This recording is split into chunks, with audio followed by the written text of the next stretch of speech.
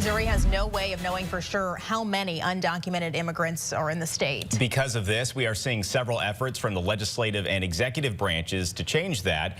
Our Missouri Capitol reporter Hannah Falcon spoke with lawmakers in Jefferson City about what to expect from the General Assembly on immigration. Not only did we see several Republicans campaigning on cracking down on undocumented immigration, but it took less than an hour of the new governor, Mike Kehoe, being in office for him to introduce some new laws on it. They are using our schools, they're using our hospitals, they're using all of these things that's very costly. St. Louis Republican Representative Jim Murphy is one of several lawmakers sponsoring a bill that aims to collect more information on undocumented immigration. It's estimated there are about 70,000 undocumented immigrants in Missouri. That's according to Pew Research Center. But there's no avenue for the state to collect accurate numbers. Nobody knows. Nobody knows. And we've got to get a handle on just exactly how big the problem is. How does this really impact Missouri, being that we don't border any other country here?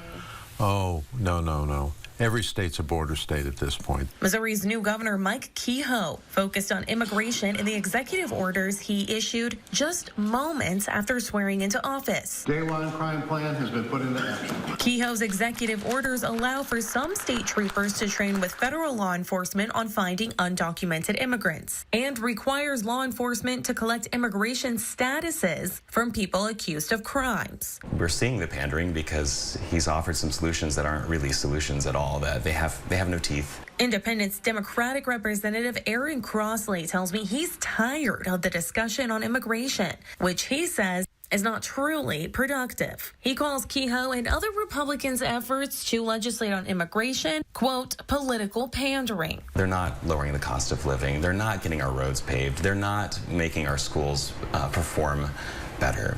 I asked the Missouri State Highway Patrol about the executive orders. I'm told they cannot discuss the details of the orders, but they are dedicated to carrying out the governor's orders. Reporting in Jefferson City, I'm Hannah Falcon.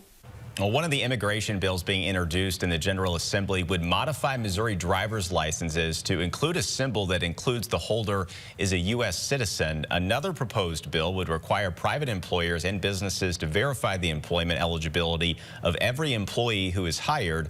Currently, it's just employers in the public sector who are required to do this. And we want you